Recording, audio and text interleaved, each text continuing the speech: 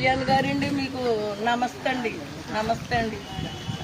మీ అనుచరులందరూ కూడా మా దళితపేట మీద చాలా దారుణంగా ప్రవర్తిస్తున్నారండి.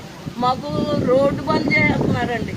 మేము కిరాణాకి వెళ్ళడానికి కానీ లేకుంటే చంటి బిడ్డలతో ఉన్నాం. పెద్ద పేట మా పేట, మరి ఎటు వెళ్ళనివ్వట్లేదండి మీ అనుచరులు.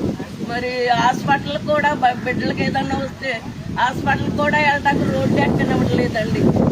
మరి ఇటువంటివి అయితే ఇదివరకు ఏమీ లేవు. కానీ మరి మీ పార్టీ వచ్చిన తర్వాత మీ అనుచరులే మమ్మల్ని చాలా ఇబ్బంది పెట్టేస్తున్నారండి.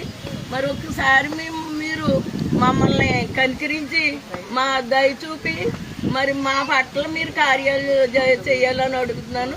తర్వాత ఏమో విగ్రహాలు పెట్టేశారండి.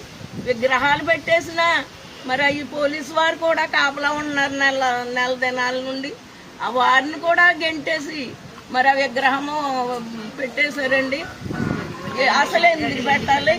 మా పేట అండి ఇది, మా హరిజనుల పేట. ఈ పేటలో మీరు అలాగా వారిని మరి ఏం చెప్తారో మీకు తెలియదు. కానీ ఆ విగ్రహం మాత్రం ఏం చేయాలండి?